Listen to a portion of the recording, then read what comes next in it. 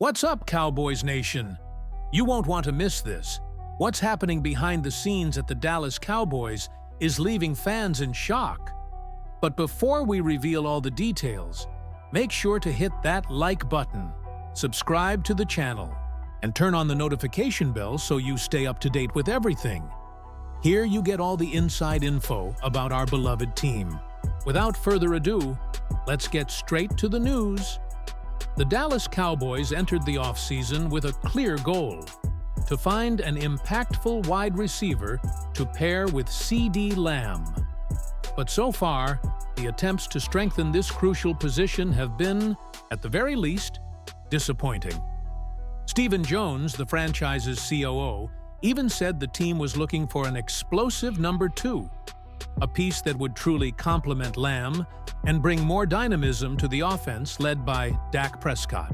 But unfortunately for the fans, that didn't materialize in free agency or the NFL draft. Dallas did explore the market, but in practice, they only signed one name: Paris Campbell, 27 years old. A receiver now heading to his 4th team in 4 seasons, never having established himself as a consistent threat.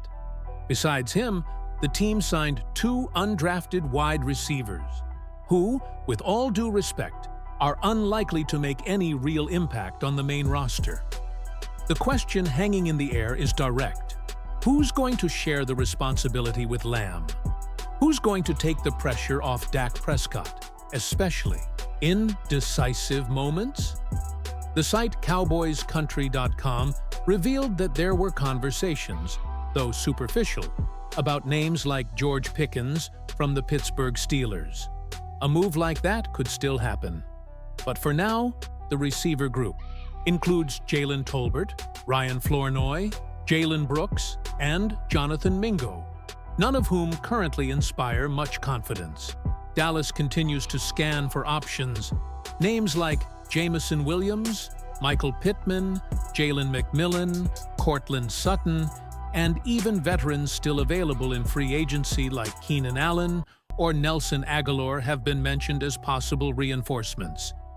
But among all these names, one familiar to the fans is gaining attention again: Amari Cooper. Cooper spent 4 seasons with the Cowboys, from 2018 to 2021. Despite solid stats, he ended up being traded to the Cleveland Browns in 2022. At the time, the reason for his departure was attributed to a shrinking, a term used by franchise sources to describe his decline in performance during key moments, especially for a player earning $20 million per year. In fact, according to insiders, the issue wasn't just performance. Internal evaluations indicated Cooper lost the support of the scouting department, which led to his exit. Now, 2 years later, his name is circulating once again behind the scenes in Dallas. But there's one important caveat. A source close to the franchise told CowboysCountry.com that Cooper was indeed discussed, along with dozens of other names. And the description of him was harsh. Nothing special. An attempt to be honest rather than cruel, according to the informant. Today, Cooper, 5-time Pro Bowl selection and about to turn 31, is still on the market. His market value, according to SpotRack, is around $18.9 million per year. But there are also rumors he'd accept something in the $8 million range. Even so, sources say that's unlikely to happen for a player who, according to the Cowboys themselves, doesn't deliver what the team needs. Does Cooper still have talent? Probably yes. But he also carries the stigma of being a player who tends to miss practices, especially when dealing with physical issues or feeling unmotivated by the team's situation, something that frustrated the coaching staff during his last stint in Dallas. And it's worth noting, the Browns gave up on him too. He was traded to the Buffalo Bills last season and, even there, barely showed up.